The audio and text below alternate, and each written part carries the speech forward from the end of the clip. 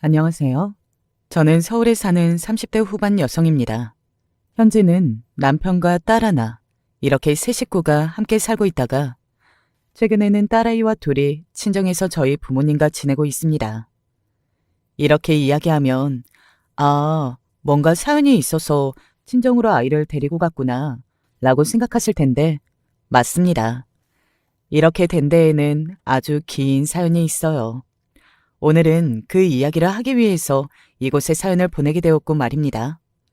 저는 흔히들 이야기하는 부잣집 고명딸이었습니다. 네, 과거에는 그랬어요. 아버지가 사업을 하셨는데 그게 정말 잘 됐거든요. 그래서 어렸을 때부터 단 한 번도 부자가 아니었던 적이 없어요. 하고 싶은 것, 갖고 싶은 것, 다 하고 다 가지며 사는 인생이었습니다. 복 받았다고 생각했던 적이 참 많아요. 게다가 저희 부모님은 자식들에게 공부를 강요하거나 뭔가가 되어야 한다거나 회사를 물려받아라 거나 그런 강요도 정말 일절 없으셨거든요. 그래서 저를 포함한 형제들 모두 그런 부분에 있어서도 스트레스를 받지 않고 자랐습니다. 하지만 그럼에도 언니나 오빠는 둘 다 공부를 열심히 했어요. 둘 다 하고 싶은 게 있었거든요. 언니는 그림을 그리고 오빠는 아빠의 사업을 물려받을 준비를 했습니다. 저는 정말 공부에 흥미라고는 없었어요. 게다가 별로 하고 싶은 것도 없었고 말이죠. 그런 거에 자괴감을 느낄 때면 아빠가 늘 이렇게 말씀해 주시곤 하셨어요. 물론 하고 싶은 거나 꿈이 있으면 좋긴 하겠지만 모든 사람들이 꿈을 가지고 살아가는 건 아니니까 꼭 그런 게 없어도 돼. 그냥 하루하루 행복하게 사는 것, 그게 최고의 인생일 수도 있어. 라고 말이죠. 그런 분이셨어요.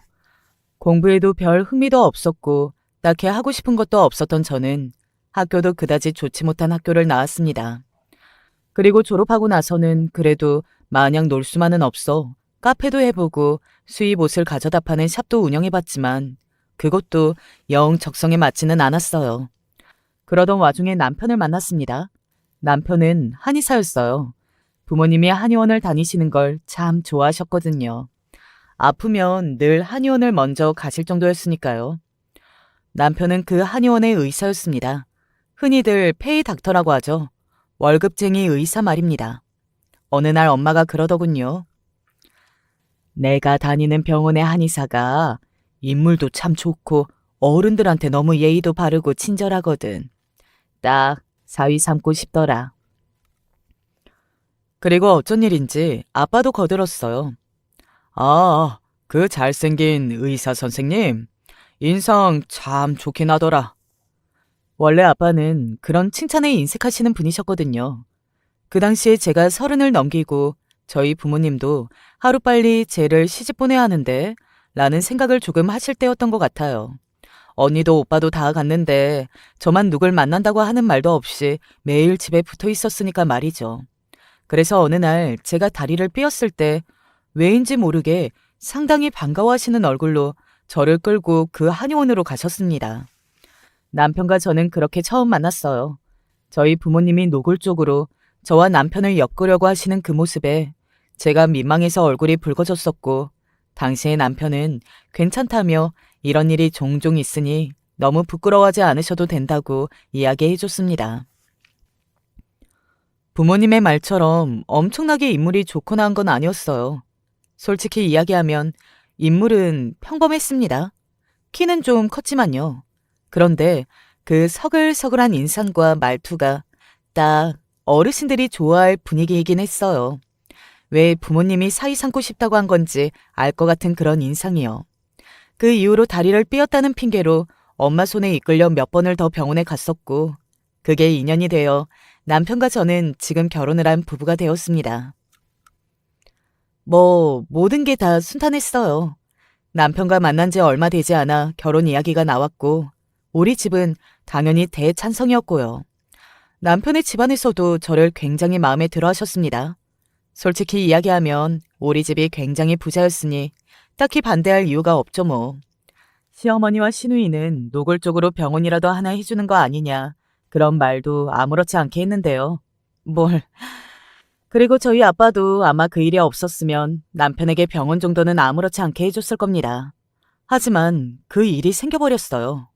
당시에 갑작스럽게 경기가 안 좋아지기도 했었고, 저도 자세히는 모르지만 여러 가지 악재가 겹쳐서 아빠의 회사가 갑작스럽게 망했습니다. 정말 너무나 갑자기 그렇게 된 거여서 미처 생각할 겨를도 없었어요.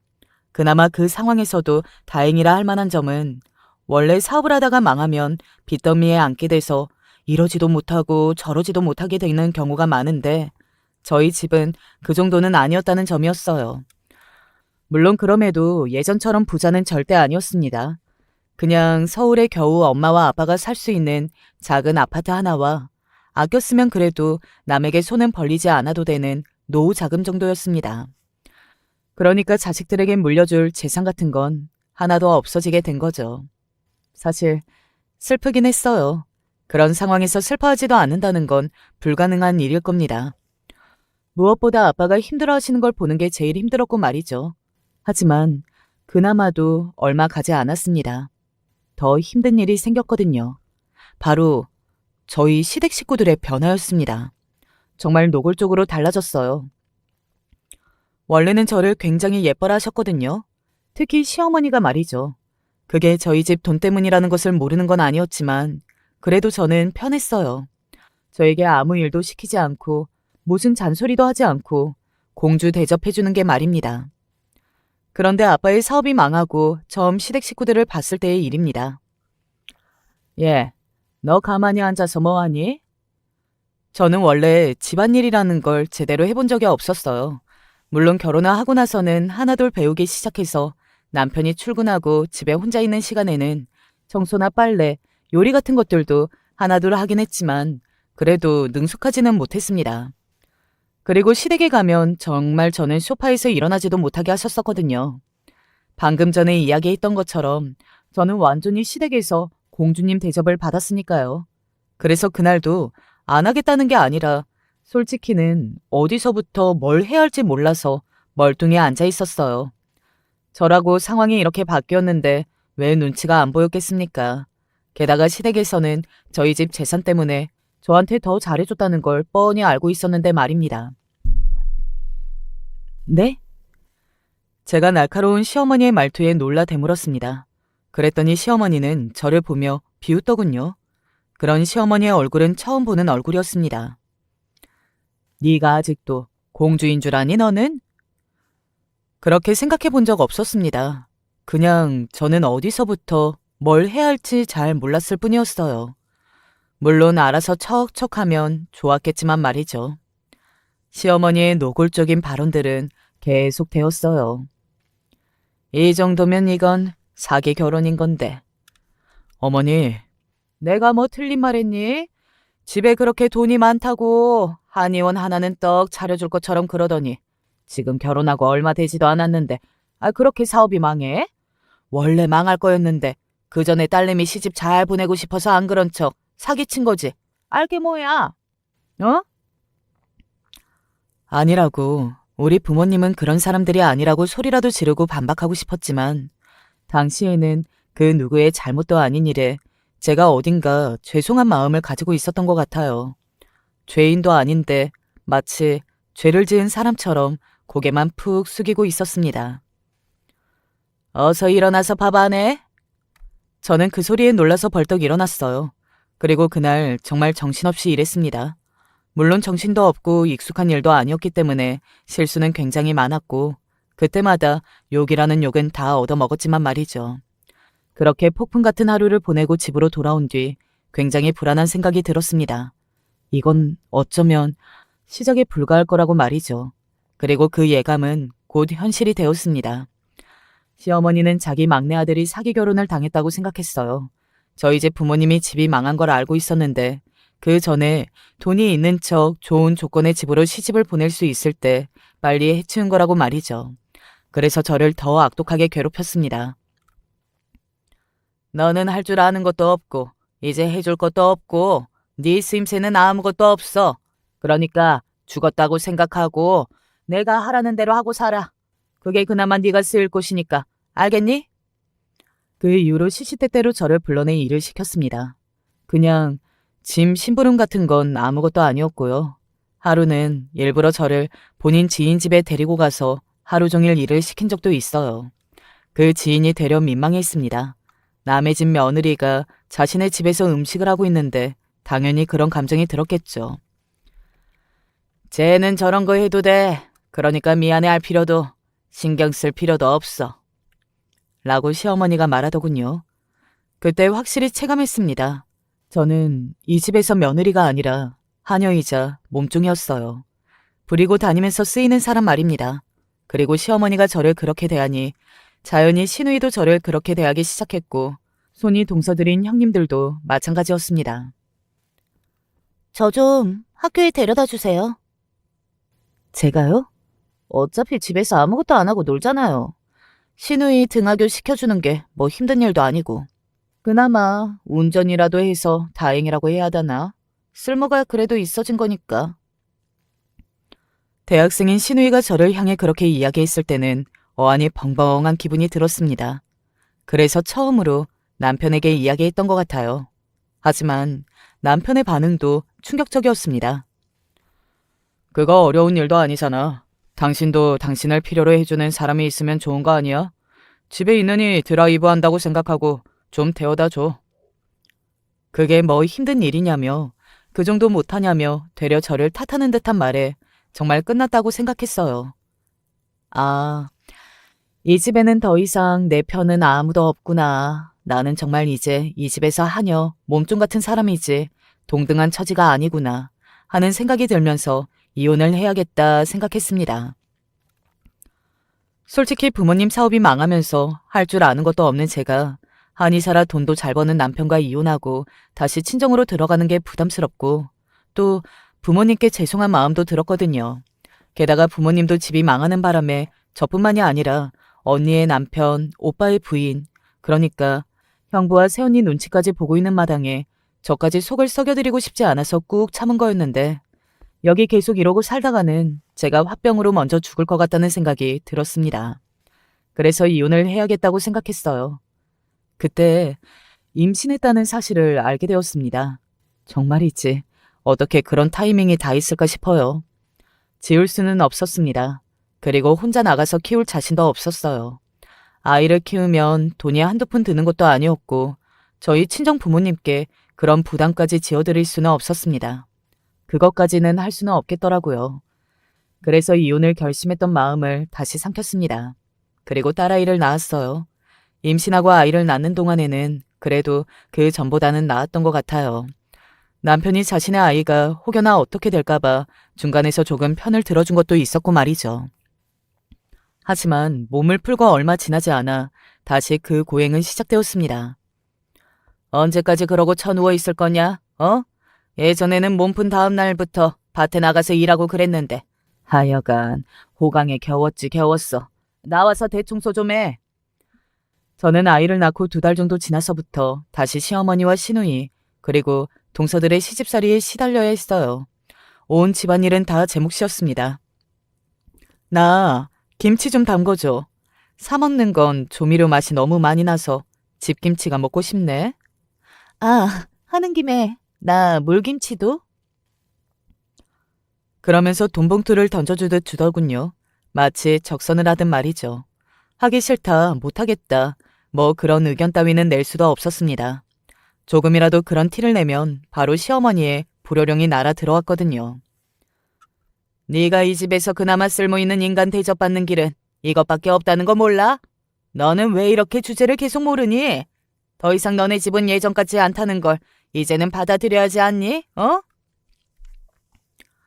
저희 형님 둘은 둘 다 교수였거든요. 그래서 어딜 가나 시어머니가 우리 교수 며느리들 하면서 자랑을 하는 사람들이었고요.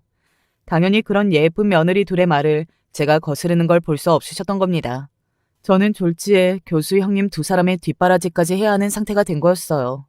수시로 반찬을 해다 나르고 심부름해야 했습니다.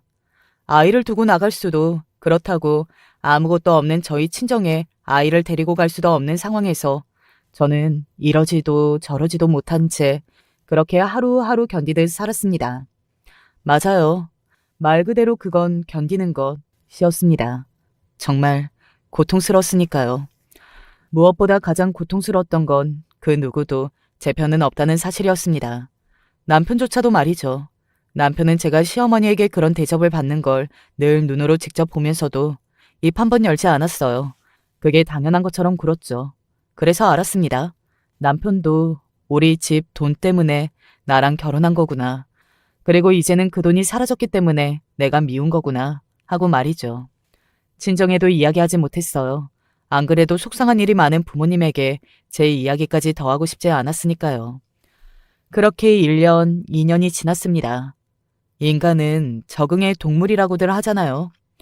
처음에는 눈물이 날 것 같던 그 한여 취급도 시간이 지나니 당연한 것처럼 되어 있더라고요. 물론 지금 와서 돌이켜보면 그건 하나도 당연한 게 아니고 화를 내야 할 일이지만 당시에 저는 그런 의지도 힘도 없었습니다. 오늘 나 좀 데리러 와요. 술 늦게까지 마실 건데 택시는 좀 무섭잖아. 우리 집에 와서 음식 좀 해. 주말에 손님들 와. 나 백화점에 수산 마켓 옷이 있는데 그것 좀 오늘 오후 3시까지 찾아서 우리 집에 가져다 줘. 말 그대로 진짜 몸종이고 하녀가 맞죠. 시어머니는 더했어요. 오늘 내 친구가 몸이 좀 안 좋다는데 가서 죽 좀 써줘라. 하다못해 그런 일까지 시킬 정도였으니 저희 시댁에서 제 위치와 대접이 어느 정도인지는 이제 한 번에 아실 수 있으시겠죠. 정말 죽지 못해 산다. 생각하지 않고 그냥 몸만 움직인다. 뭐 그런 말이 당시에 저에게는 딱 어울리는 말이었습니다. 어쩌다 친구들을 만나게 되면 인상이 왜 이렇게 바뀌었냐? 왜 이렇게 얼굴이 상했냐? 무슨 안 좋은 일 있냐? 어디 아프냐? 다들 그런 걸 물었어요. 그때마다 그냥 컨디션이 좋지 않다는 말로 둘러댔습니다. 하나하나 설명하는 것 자체가 스트레스였고 또 그런 걸 설명하고 있으면 제 처지가 더 실감이나 더 서글프고 슬퍼졌거든요. 그냥 확 모두의 만행을 까발리고 죽어버릴까 하는 생각을 했던 적도 있었습니다. 하지만 부모님과 아직 어린 딸아이가 눈에 밟혀서 도저히 그러지 못했어요. 그러던 어느 날이었습니다. 친정 부모님에게 전화가 왔어요. 집에 꼭 들렀으면 한다고요. 그러면서 남편은 말고 혼자 오라는 말도 덧붙이셨습니다. 무슨 일로 부르셨어요? 혹시 또 좋지 않은 일이 있을까봐 놀란 마음에 그렇게 물었어요. 좋지 못한 일이라 남편도 말고 혼자 오라고 한 건 아닌지 하는 생각이 들었거든요. 그게 아니고 좋은 일이다. 그러면서 부모님이 해준 이야기는 놀라웠습니다. 아빠가 사업을 할 때 특허권을 하나 내놓은 게 있는데 지금 그게 다른 기업에 팔리게 되면서 돈을 엄청나게 받게 되었다는 일이었어요. 저는 너무 기뻤습니다. 부모님이 이제 마음이 편해질 것도 편해질 거였지만 제일 먼저 든 생각은 바로 이제 해방이다 하는 생각이었어요. 돈이 있으면 이제 이 생활을 더는 하지 않아도 된다 하는 그 생각뿐이었습니다. 그러다 문득 의문이 들었어요. 그런데 왜 김서방 없이 저 혼자 오라고 하신 거예요? 저는 부모님께 한 번도 제가 받는 대접이라든지 아니면 저를 막대하는 시댁 식구들, 그걸 보고도 모른 척하는 남편에 대해 이야기하지 않았었거든요. 그래서 당연히 모르실 걸로 생각했으니 그렇게 물을 수밖에 없었습니다. 너 어떻게 사는지 엄마랑 아빠는 다 알고 있어. 엄마는 그렇게 이야기하며 눈물을 흘리셨습니다. 사실 저희 부모님은 다 알고 계셨더라고요. 제 상태도 상태였고 건너서 들은 이야기들이 굉장히 많았다고 말이죠. 어느 백화점에서 짐꾼 노릇을 해주는 걸 봤다. 그 시어머니 친구라는 사람 집에 가서 청소랑 빨래까지 다 해준다더라. 뭐 그런 거 말이죠. 다 알고 있었지만 아는 척할 수 없었다. 당장이라도 데리고 나오고 싶었는데 우리 처지가 처지이다 보니. 엄마는 그렇게 이야기하며 정말 한참을 우셨습니다. 아빠도 눈에 눈물이 고이셔서는 당장 이혼을 하라고 하더군요. 그때였습니다. 제 핸드폰이 울렸어요. 시어머니였습니다. 내일 집에 와서 손님 대접을 좀 해야겠다. 당장이라도 안 한다고 저는 이제 당신 며느리 안 할 거라고 그렇게 이야기하고 싶었지만 순간 머릿속으로 쓱 스쳐가는 생각이 있었습니다. 이혼을 조금이라도 빠르게 그리고 그 어느 것 하나 주지 않고 또 저에게 유리하게 할 방법 말이죠. 네, 알겠습니다. 그러고 끊었어요. 엄마랑 아빠가 너 뭐하냐는 얼굴로 저를 바라보셨고 저는 그냥 씩 웃었습니다. 그리고는 걱정하지 말라는 듯 고개를 끄덕였어요. 제가 선택한 건 바로 증거를 모으는 일이었습니다. 길게 할 필요도 없었어요. 며칠만 전에 당했던 것처럼 당해주면 차고도 넘칠 게 바로 저를 향한 학대의 증거들일 테니 말입니다. 그래서 조금만 더 참기로 했습니다. 그리고 성능 좋은 녹음기를 바로 주문했어요. 왜 이렇게 늦었니? 너는 제대로 하는 게 도대체 뭐니? 할 줄 아는 것도 없고 멍청하기까지 하고 빨리 음식부터 해. 손님들 오시기 전에 다 해놓고 너는 집에 바로 가라. 너 같은 거 내 며느리라고 말하기도 쪽팔리니까. 5분 늦었는데. 어머머, 너 지금 나한테 말 대꾸 한 거니? 어? 이게 진짜 돌았구나 돌았네. 너는 입 다물고 그냥 우리 집 몸종이다 생각하고 살라고 내가 이야기했지? 어디서 입을 열어? 어? 녹음이 되고 있는 줄도 모르고 시어머니는 저에 대한 폭언들을 쏟아냈습니다. 그리고 그 광경을 보던 시누이도 거들기 시작했어요. 하여간 저렇게 자기 주제를 모르니까 늘 큰 소리가 나지. 언니는 제발 입을 다물고 시키는 대로만 해요. 집도 망해서 이제 어디 갈 곳도 없으면서 왜 아직도 자기 자아가 있어요? 정말 말 못되게 하죠. 그날 저는 하루 종일 음식을 하고 제가 한 음식을 먹어보지도 못하고 쫓겨나듯 집으로 갔습니다. 그리고 이번에는 남편에게 일부러 말을 걸었어요. 이것도 다 녹음하기 위해서였습니다. 여보, 나 정말 너무 힘들어. 당신이 나 좀 도와주면 안 돼? 제 그 말에 남편이 무심한 눈으로 저를 바라보더군요. 내가 뭘 도와줘? 음식하는 거? 청소하는 거? 그런 걸 도와달라고 하는 거야, 지금? 아니, 그 말이 아니라 그냥 나 좀 조금만, 많이도 아니고 조금만 숨 좀 쉴 수 있게 어머님께 이야기 좀 해달라고 하는 거잖아. 남편은 그런 제 말을 듣더니 픽 웃더군요. 그리고는 말했습니다. 그 말도 정말 가관 그 자체였어요. 지금 다시 떠올려봐도 피가 거꾸로 솟는 기분이 드네요. 그거라도 해야지. 당신이 할 줄 아는 게 그거밖에 없잖아. 뭐라고? 솔직히 당신이 쫓겨나지 않는 것만으로도 감사하면서 살아야 하는 거 아니야? 우리 집이 망한 게 내 잘못이야? 그리고 사람이 돈이 없다는 이유 하나만으로 이런 인간 대접도 아닌 대접을 받는 게 당연하다는 소리야? 입장 바꿔놓고 생각해봐. 부잣집에 장가간 줄 알고 좋아하셨는데 당신 집이 하루아침에 망했어. 그러면 우리 집은 얼마나 황당하고 어이가 없겠어? 그리고 당신이 당신 집에 돈 많은 거 말고 잘난 게 뭐가 있는데 학벌이 좋기를 해. 제대로 된 직업이 있기를 해. 그런 사람이 나같이 한의사 남편 둔 거면 국으로 엎어져도 시키는 건 다 하고 살아야지. 뭐가 그렇게 불만이 많아? 이런 말을 들으면 저한테 좋은 거긴 했습니다. 다 녹음이 되고 있었으니까요. 하지만 너무 충격적이고 어이가 없고 사람 대접을 못 받는 것 같은 남편의 그 대답에 눈물이 날 것 같았어요. 제가 멍하니 그렁그렁한 눈으로 남편을 보고 있자 남편은 그런 제가 한심하다는 듯 바라보더니 한숨을 쉬며 일어섰습니다. 당신 주제를 좀 알고 어머니나 형수님들이나 동생이 시키는 건 그냥 군말 없이 다 해줘. 그리고 앞으로 이런 일로 나 좀 귀찮게 하지 말고 하루 종일 밖에서 일하다 온 내가 그런 소리까지 들어야겠어? 남편은 그렇게 말하고는 자신의 서재로 들어가 문을 쾅 하고 닫았습니다. 그 문 닫는 소리와 함께 제 눈에는 눈물이 툭 하고 떨어졌어요. 아, 이 남자와는 때려 죽어도 더 이상 함께 살 수는 없겠다. 그리고 가만두지 않겠다. 뭐 그런 다짐을 그때 했던 것 같아요. 정말 복수심? 뭐 그런 게 제 안에서 부글부글 하는 기분이 들었습니다. 그리고 며칠 뒤에 변호사를 만났어요. 녹음본을 들려주고 그동안 저에게 카톡으로 명령하며 부려먹은 것들을 다 보여주니 당장이라도 쉽게 이혼할 수 있다고 소송을 걸면 위자료도 받으실 수 있을 것 같다고 하더군요. 그렇게 모든 준비가 끝나고 이제는 한 방만 남았다고 생각하고 있을 무렵이었습니다.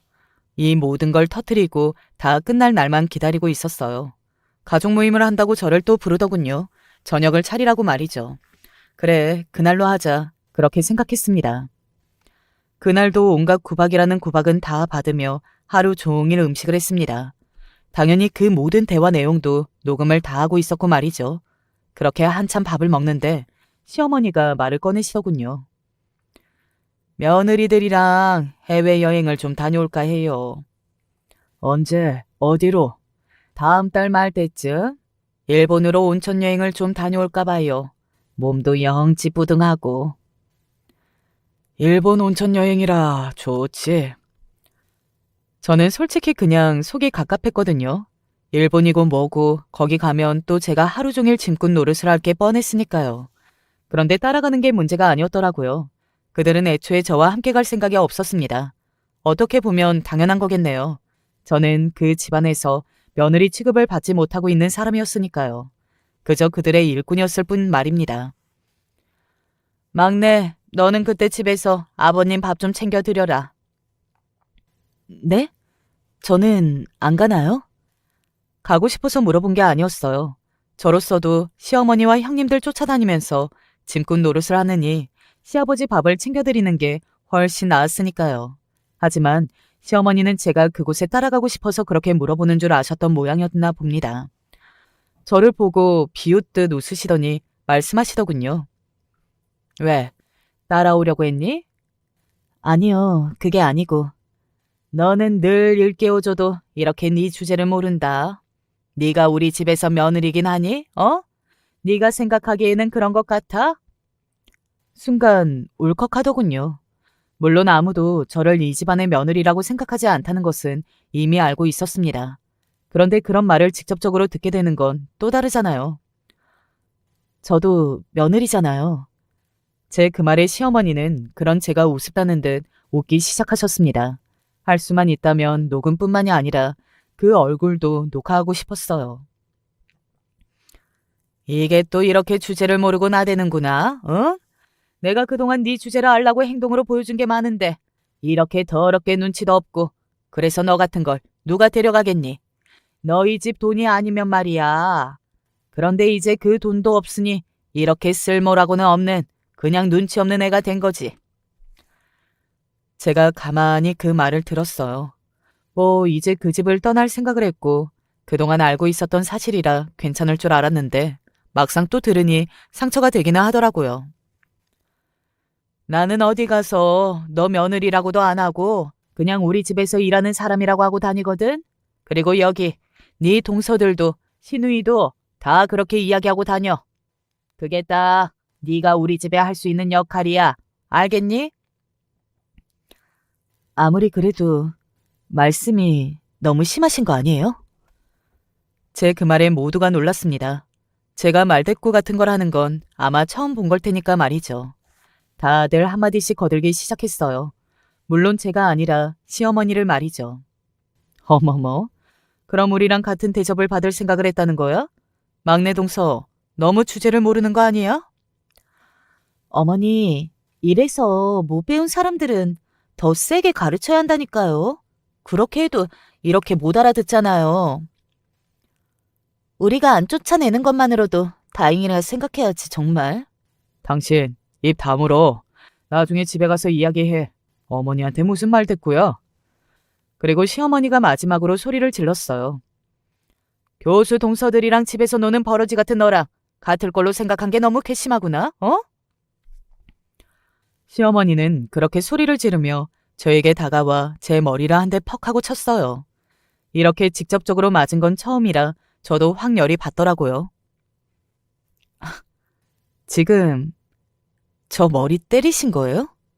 그래, 때렸다. 왜? 말로 못 알아쳐먹으니까 매라도 들어야지. 이게 지금 시어머니한테 머리 한 대 맞았다고 눈 부릅뜬 거야? 너 더 맞아볼래? 아, 이제 참을 만큼 참았다. 지금이다. 하는 생각이 들었습니다. 저는 심호흡을 한번 크게 하고 눈을 감았다 떴어요. 그리고는 모두를 한번 훑어봤습니다. 모두 저를 보고 쟤 왜 저러냐는 얼굴을 하고 있더라고요. 아줌마, 이제 저한테 이러시면 안 돼요. 제가 시어머니를 빤히 보고 말했습니다. 다들 제가 지금 뭐라는 거야? 하는 얼굴로 저를 바라봤어요. 너 지금 나한테 아줌마라고 했니? 네, 이제 이혼할 거니까 남이잖아요. 그러면 아줌마죠. 시어머니는 저를 이게 드디어 미쳤나? 하는 얼굴로 가만히 바라보다가 웃기 시작하더군요. 네가 이혼한다고 하면 내가 뭐 무서워? 제발 좀 해줘라 이혼.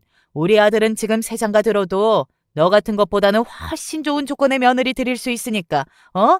제발 좀 해달라고. 네, 해드릴게요. 대신 소송은 걸 거예요. 저도 제가 당한 값은 받아야 하지 않겠어요? 당신 지금 제정신이야? 왜 이래 갑자기? 제 팔을 잡는 남편의 손을 떼어낸 뒤 차가운 눈으로 남편을 바라봤습니다. 그리고 아주 낮은 목소리로 말했어요. 너도 닥쳐. 제 그 말에 남편도 놀란 듯 움찔하더군요. 그런 모습은 처음 본 걸 테니 당연히 그랬겠죠. 저는 다시 시어머니 쪽으로 시선을 돌리고 말했습니다. 네, 저보다 좋은 조건의 며느리 찾으세요. 그런데 아줌마, 찾으실 수 있을지는 모르겠네요. 지금 제 앞으로 강남의 건물만 세 채거든요. 아버지가 해주시기로 약속하셨거든요. 일단 별 볼 일도 없는 집안에 강남의 건물 세 채 이상 들고 올 여자가 있을지 모르겠네. 그것도 한 번 갔다 온 남자를? 제 말에 순간 찬물을 뿌린 듯 집안에 정적이 흘렀습니다. 그 정적을 깬 건 시어머니와 남편이었어요. 뭐 제일 아쉬울 사람 둘이니까요. 당신, 그게 무슨 소리야? 건물이라니? 제가 정말 돌았나? 네가 건물이 어딨어? 너네 집 망했잖아. 어딘가 불안한 눈으로 그렇게 저를 향해 묻더군요. 저는 그런 둘을 보며 비웃었습니다. 그리고 말을 덧붙였어요. 아, 저희 아버지가 내놓은 특허권 같은 게 있는데 그걸 무슨 기업에서 거액을 주고 사갔다고 하더라고요. 강남의 건물 10채는 좋게 사고도 남을 돈을 보상금으로 받으셨다고요. 자식들 셋한테 공평하게 나눠주신대요. 제 그 말에 모두 입만 뻥긋거렸습니다. 강남의 건물 10채면 이들에게는 상상조차 할 수 없는 엄청난 돈이었고 그래서 제 말이 진짜인지 거짓말인지 감도 안 오는 것 같더라고요. 저는 가방을 챙겼습니다. 그러고는 남편에게 한마디를 남기고 그 지옥 같은 집을 나왔어요. 이미 변호사 만나서 이야기 다 나눴어. 너는 소장만 기다려 이 새끼야. 그러고는 그대로 집을 나와 맡겨둔 아이를 데리고 친정으로 갔습니다. 남편에게 수십 통의 전화가 왔지만 받지 않았어요. 그랬더니 장문의 문자가 하나 들어와 있더군요. 자기야, 그렇게 집을 나가면 어떡해. 일단 나랑 만나서 이야기를 좀 해보자. 내가 그동안 자기한테 너무 무심했던 것 같아. 충분히 상처가 될 만한 상황들이 많았던 것 같은데 오해인 부분도 있으니까 그 부분도 대화로 풀자. 응? 내가 잘못한 건 내가 다 사과할게. 그동안 너무 바빠서 나도 신경을 못 썼어. 웃기지도 않더군요.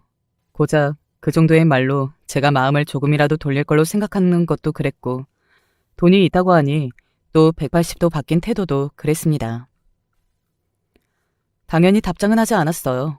그리고 바로 다음 날 추가된 녹음본을 가지고 변호사를 찾아갔습니다. 합의 이혼은 하지 않을 생각이었어요. 뭐 그렇게 돈에 집착하고 돈으로 사람을 판단하고 대하는 인간들이 제가 돈이 있다고 하면 저를 쉽게 놔줄 리도 없었을 뿐더러 저도 뭐든 받아낼 수 있는 건 다 받아내고 싶었거든요. 지금은 없어도 되는 돈이었지만 그래도 심정적으로 그랬다는 말입니다. 그리고 고소장이 작성되는 사이 그 소장이 남편에게 날아가는 사이 시어머니와 남편 모두 제 말이 사실이라는 걸 알게 된 모양이었어요. 다시 저희 집이 어마어마한 부자가 되었다는 사실 말입니다. 둘이서 같이 저를 찾아왔더군요. 제가 연락을 하도 안 받으니까 직접 찾아온 겁니다. 아가, 내 말을 들어봐라. 아가? 그 말에 진짜 웃음을 참을 수가 없어서 푸하하하고 웃었습니다. 아가? 아가라고 하셨어요, 지금? 아, 완전 웃기네. 제가 그러고 넘어가듯 웃는데도 시어머니와 남편은 저에게 아무 말도 하지 못했어요. 저를 잡아야 했으니 당연했겠죠 뭐.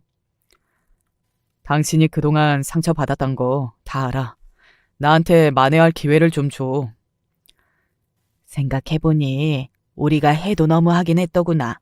속았다는 기분이 들어서 나도 모르게 너한테 너무 막대한 것 같아. 정말 미안하다. 저는 아무 표정도 없는 얼굴로 두 사람이 하는 말을 가만히 듣고 있다가 말했습니다. 저희 부모님이 다시 부자가 되셔서 들을 수 있는 사과겠죠, 이건? 제 그 질문에 순간 둘 다 꿀먹은 벙어리가 된 것처럼 입을 다물더군요. 다시 받아줄 생각 같은 거, 다시 그 집안의 며느리로 살 마음 같은 건 단 하나도 없습니다. 그냥 제가 이 자리에 나온 건 당신들이 지금 어떤 얼굴로 나한테 무슨 말을 할지 궁금해서 나온 거예요. 나는 당신한테도 이미 정이라는 정은 다 떨어져서 이제 얼굴만 봐도 토할 것 같고, 어머니는 평생 다시 보고 싶지 않을 만큼 얼굴만 봐도 소름이 끼쳐요. 이런 저한테 다시 그 집안으로 들어가라고 하는 건 고문 아니겠어요? 이젠 저는 돈도 있는데 그런 짓을 왜 해요? 등신도 아니고. 하지만 남편과 시어머니는 미련을 버리지 못했습니다. 당연하죠. 그만큼 말도 안 되는 돈을 가진 부자가 되었으니까요. 눈앞에서 당첨된 로또를 잃은 기분보다도 더했을 겁니다. 그러니 시어머니가 간절한 얼굴로 그 자리에서 저에게 무릎까지 꿇은 거겠죠. 내가 이렇게 비마, 응? 그리고 애도 아빠 없이 크는 것보다는 낫지 않겠니? 애를 생각해서라도 제발. 그 말도 할 줄 알고 있었어요. 애 핑계 댈 거라는 거 말이죠. 이런 되먹지도 못한 집안을 친가로 두고 있는 이런 사람을 아빠라고 알고 자라는 게 더 비극 같은데요. 그리고 저는 이제 저 인간보다 100배는 더 괜찮은 남자들이 줄을 설 텐데 제가 왜요? 그렇게 이야기하고 그 자리를 일어섰습니다. 뒤에서 남편과 시어머니가 저를 붙잡는 소리가 들려왔지만 돌아보지 않았어요. 정말 속이 너무 시원하다 못해 뻥하고 뚫리는 기분이 들었습니다. 10년 묵은 체중이 내려간다는 말을 많이들 하잖아요. 아마 그 말을 가장 체감한 게 그 순간에 저였을 겁니다. 그 뒤로도 소장이 날아가고 소송일이 다가오기 직전까지 남편과 시어머니는 포기하지 않고 연락해오고 저를 찾아와 빌었습니다. 집으로 자꾸 찾아와서 이사를 갔거든요. 강남에서 제일 좋고 보안이 잘 된다는 집으로 이사 갔는데 그것도 어떻게 알고 입구에서 계속 서성거리다가 경비에게 한번 쫓겨났다고 하더라고요. 그리고 재판일이 왔습니다. 그날까지도 남편과 시어머니는 저와의 이혼을 받아들이지 않고 있었어요. 되돌릴 수 있다고 생각하는 건지 아니면 도저히 포기가 안 되는 건지 이제는 저도 모르겠더군요. 재판일에도 정말 가관이었어요. 사돈, 그래도 정이 있는데. 정이 있는 애한테 그렇게 대했다고요? 내가 지금 세상에서 제일 후회하는 게 뭔지 알아요? 그때 내 딸내미를 내 손으로 당신 아들한테 소개시켜준 겁니다. 시간을 되돌릴 수만 있다면 그때로 돌아가서 내 뺨이라도 한 대 치고 싶은 심정인데. 제가 죽을 죄를 지었습니다. 그러니까 한 번만 용서를. 시댁에서 시댁 식구들이 그렇게 괴롭혀도 자네가 감싸줬다면 애도 이렇게까지 하지 않았을 거네. 그리고 그 말도 내가 믿어볼 수 있었겠지. 하루라도 빨리 못 데리고 나온 걸 땅을 치며 후회 중이니까 자네도 더 이상 희망 품지 말게. 다시 합친다고 하면 내가 재산 안 준다고 할 생각이니까. 당연히 재판은 저희 쪽에 상당히 유리하게 진행이 되었습니다. 그간 해온 녹음본이나 저에게 보냈던 톡들이 다 남아있으니까 말이죠. 이혼은 거의 100% 성립이 되는 거였는데 생각보다 위자료를 많이 받을 수 없겠더라고요. 아직도 대한민국에서 시댁 식구들의 괴롭힘과 언어폭력으로는 받을 수 있는 위자료가 크지 않더라고요. 돈이 문제가 아니라 최대한 괴롭히고 싶어서 시작한 소송이었지만 막상 이혼이 성립되고 나니 더 이상 마주치고 싶지 않은 게 더 컸습니다. 그래서 빨리 마무리하고 싶었던 마음도 있었어요. 남편과 저는 그렇게 이혼했습니다. 물론 다시 돌아가서 남편과 다시 결혼하라고 하면 많이 망설일 것 같기는 합니다. 선뜻 아니요 라고 대답할 수 없는 건 바로 제 딸아이 때문이에요. 어쩔 수 없이 저도 엄마더라고요. 이 아이가 없다고 생각하니 그런 세상은 도저히 상상조차 되지 않아서 남편을 너무 미워하지 않기로 마음먹었습니다. 뭐 그럼에도 불구하고 믿긴 미워요. 저한테 한 짓이 있는데 그건 당연하죠 뭐. 남편은 병원에 다 소문이 났다고 하더군요. 사람들 입이라는 게 막을 수도 없고 또 작은 소문도 크게 이야기가 되기도 하잖아요. 너 맞고 살았다며? 누가 그래? 네 전남편 그 한의원에 마누라 때린 의사라고 소문 다 나서 중년 여성 환자들이 난리치는 바람에 잘렸다던데? 어? 맞지는 않았는데. 물론 시어머니에게 한 대 맞은 적이 있긴 하지만 남편이 저를 때린 적은 없었거든요. 그런데 만나는 사람마다 그 이야기를 하는 걸 보니 소문이 그렇게 퍼진 것 같았습니다. 이혼 소송까지 당하고 위자료까지 줬다. 이게 소문의 시작이었던 것 같지만 점점 더 커진 것 같아요. 소문을 나서서 정정해 줄 수도 없는 상황이기도 했고, 그리고 사실 딱히 그러고 싶은 마음도 들지 않았습니다. 그래서 그냥 그렇게 물어보는 사람들에게만 아니라고 말해주는 정도로 말았습니다. 나중에 남편에게 전화가 온 적이 있기는 해요. 네가 소문 내고 다니냐? 무슨 소문?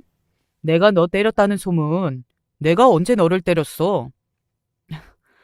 나는 그런 소문 내고 다닌 적 없어. 난 당신을 그냥 지워버리고 싶은 사람이야. 입에 올리는 것 자체가 스트레스인 사람이라고. 물어보는 사람들한테도 다 아니라고 하고 다니고 있고. 뭘 내가 소문을 냈대? 진짜 아니야? 그래도 내 새끼 아빠인데 내가 너 인생이 진짜 망하길 바라지는 않아. 그리고 네가 잘 살아야 나한테 빌붙을 생각도 안 할 거 아니야. 그러니까 빨리 다른 병원 취직이나 해. 제가 그렇게 아니라고 하니 남편은 말을 바꿔 계속 연락해도 되냐. 주기적으로 얼굴을 좀 보자. 딸아이가 보고 싶다. 뭐 이런 또 말 같지도 않은 말들을 늘어놓았어요. 딸이 보고 싶다니 정말 지나가던 개가 웃을 정도였습니다. 낳고 나서 바쁘다는 핑계로 제대로 한번 안아준 적도 없으면서 말이죠. 시어머니도 한번 찾아오긴 했었어요. 그래도 내 손녀는 얼굴 자주 보여줘야지 않겠니? 정작 살 때는 딸이라고 한번 안아주지도 않으셔놓고 내 손녀라니 너무 웃기다는 생각 안 드세요? 그래도 내 손녀인데 그게 아니다. 그러면 다시 소송하세요. 저는 법대로 할 겁니다. 이혼할 때는 양육비를 받지 않은 조건으로 면접 교섭권까지 얻어가지 않아놓고 이제 와서 저러니 더 어이가 없었습니다. 그래도 애도 안 보여주는 건 너무하지 않니? 너무하다고요? 양육비 안 주는 조건으로 합의된 거잖아요. 너네 집에 돈이 그렇게 많은데 양육비까지 주라는 거니? 그건 그거고 이건 이거죠. 그리고 인제 와서 이러시는 이유 제가 모를 것 같으세요? 애 핑계로 어떻게 다시 해보려는 거 모를 줄 아시냐고요. 그 이후로도 몇 번이나 저를 설득하려 전화나 문자들을 해댔지만 제가 그냥 번호를 바꿔버렸어요. 함부로 남자 소개해주기 겁이 나서 내가 그간 말을 안 했는데 네 전 시어머니도 전 남편도 너한테 남자가 생겨야 포기할 것 같다. 부모님은 제가 다시 결혼하길 바라긴 하셨습니다. 뭐 제가 결혼을 한다고 해서 전 남편과 시어머니가 저에게 더 이상 집착을 하지 않을 것 같지는 않았지만요. 그런다고 포기할 사람들도 아니고 그런 걸로 포기가 되는 사람들이었으면 진작 포기했을 거야. 그리고 이렇게 또 누군가에게 쫓기듯 결혼하고 싶지도 않고. 부모님 마음이 이해되지 않은 건 아니었어요. 딸내미가 혼자 애를 키우는 걸 보는 게 마음 아프셨을 겁니다. 돈이 많든 적든 그건 모든 부모의 마음일 거라고 생각해요. 그리고 좋은 사람을 만나서 행복하게 살기를 바라는 것도 있었고 말이죠. 언니와 오빠들은 다들 그렇게 지냈으니까요. 나는 네가 이번 일로 사람을 만나는 거에 대해 겁을 내거나 마음을 닫지는 않았으면 좋겠다. 세상에는 좋은 사람도 많아. 그래, 좋은 사람 많아서 행복한 가정을 꾸린다는 게 어떤 기분이고 어떤 마음인지를 너도 꼭 겪어봤으면 좋겠기야 하는 말이야. 우리 마음 알지? 알아요. 저도 좋은 사람 만나게 되면 다시 결혼할 마음도 있고요. 하지만 지금은 아니에요. 아직은 누군가를 다시 만나서 결혼을 생각할 마음의 여유가 없기도 하고 당분간은 우리 딸이랑 둘이서 잘 지내보고 싶어요. 아직 준비되지 않았다는 제 말에 엄마와 아빠는 동의했습니다. 그리고 사실 두 분이 마음 편하시라고 조금 거짓말을 한 건 있어요. 저는 결혼에 대해 지금 굉장히 부정적인 생각을 하게 되었거든요. 사람에 대한 불신이 생긴 게 가장 컸습니다. 그도 그럴 것이 제가 처한 상황 때문에 사람들의 태도가 180도 바뀌는 걸 제 눈으로 보고 직접 겪었잖아요. 그것도 남편이 말이죠. 그 상처가 클 수밖에 없었어요. 하지만 그런 이야기라 하면 두 분이 걱정하실 게 뻔하니 그냥 언젠가 좋은 사람이 나타나면 하겠다는 말로 둘러댄 겁니다. 지금은 전혀 그럴 마음이 없어요. 지금 제 세상에는 가장 소중한 존재인 저희 딸과 당분간은 시간을 많이 보낼 예정입니다. 아이들이 크는 건 정말이지 순식간이더라고요. 이때를 놓치면 못 보는 모습들 뿐이라 눈에 하나하나 담고 다 기록해 두려고 합니다. 딸아이가 크는 모습을 보는 게 요즘은 가장 행복한 일이거든요. 그리고 나중에 여유가 조금 생기면 뭐든 이것저것 배워보려고 합니다. 결혼하고 내내 느낀 거였는데 저도 하는 일이 있어야겠더라고요. 아니면 하다못해 좋아하는 취미생활 같은 거라도 말입니다. 그런 게 없으니 혼자 있는 시간에 더 외롭고 더 힘들었던 것 같거든요. 요즘은 그래서 하고 싶은 것들이 생각날 때마다 적어두고 있어요. 언젠가 다 해봐야지 하는 마음으로 말입니다. 그리고 멀지 않은 시기에 그럴 수 있을 걸로 생각합니다. 저는 운이 좋은 경우였어요.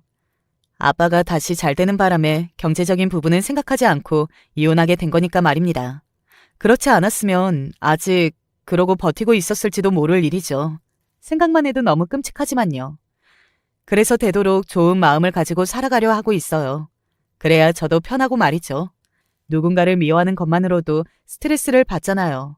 그러니까 저는 안 하려고 노력 중이에요. 다른 사람을 위해서가 아닌 바로 저 자신을 위해서요. 이야기하다 보니 구구절절 다 하게 되었네요. 어떠셨나요? 그래도 조금은 재미있으셨나요? 저는 나름 시원하게 복수 아닌 복수를 했다고 생각합니다. 그리고 결정적으로 시댁 식구들은 지금 굉장히 불행하거든요. 눈앞에서 복권을 잃은 기분으로 말이죠. 그거면 됐다고 생각해요. 평생 후회하고 아까워하면서 살 테니까 말입니다. 그리고 저는 더더욱 행복해질 테고요. 매일매일 그러기 위해 노력하고 있거든요. 긴 이야기 들어주셔서 감사합니다. 요즘 바깥에 나가니 목이 칼칼하더라고요. 미세먼지 때문인 것 같아요. 나가실 때 마스크 꼭 쓰시고 지금 같은 날씨에 감기 걸리기 쉬우니까 건강도 늘 조심하세요. 다음에 또 이곳에 사연 보낼 일이 있으면 보낼게요. 아, 그런 일은 있으면 안 되려나요? 그러면 저는 이만 줄이겠습니다. 저희 딸아이가 깰 시간이 다 되었거든요. 안녕하세요. 저는 택시기사로 일을 하고 있는 70대 남자입니다. 약 4년 전만 하더라도 번듯한 회사에서 나름 승승장구하던 영업사원이었습니다. 외동이었던 저는 부모님이 권해주신 선자리에 나가 아내를 만나 짧은 연애 기간을 거쳐 결혼식을 올렸답니다. 지금 저희 또래들이라면 다들 저와 비슷한 상황 속에서 가정을 이룬 사람들이 꽤 많을 겁니다. 아내는 웃음이 많은 사람이었습니다. 연애 시절에 제가 무슨 이야기를 해도 잘 웃더군요. 그런데 그 웃음이 참 예뻐 보였습니다. 그래서 이 여자와 평생 웃으면서 살 수 있다면 그것만으로도 참 축복이겠다는 생각이 들었죠. 그래서 결혼을 하라는 부모님의 말씀에 그렇게 하겠다고 했고요. 맨손으로 시작한 것이나 다름없던 저희는 부산의 작은 단칸방에서 신혼살림을 시작했습니다. 결혼을 하고 나니 먹여 살려야 할 가족이 있다는 사실 하나만으로 발바닥에 땀이 나도록 돌아다니게 되더군요. 어떻게 해서든지 거래처를 하나라도 더 잡고 싶었습니다. 그렇게 죽어라 돈을 벌어서 조금이라도 큰 집으로 이사를 가겠다는 목표를 먼저 세웠죠. 지금도 그렇지만 당시에도 내 집을 장만한다는 것은 결단코 쉬운 일은 아니었습니다. 청약 통장 하나 없던 저희 부부에게는 더 힘든 일이기도 했고요.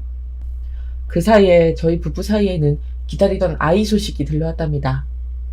지금 세대들은 전혀 모르겠지만 당시 저희는 연탄으로 겨울을 견뎌내야 했어요. 그날은 제가 야근으로 늦은 시간까지 일하고 있던 날이었죠. 혼자 집에 있던 아내는 몸살 기운이 있는 것 같다고 하면서 연탄에 불을 붙이고 그대로 잠들었죠.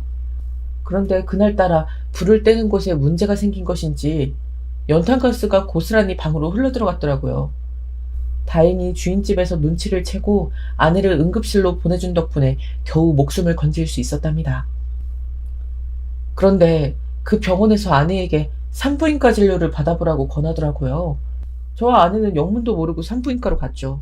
그리고 그 자리에서 저는 아빠가 된다는 소식을 접할 수 있었어요. 딱 6주가 되었다고 하면서요.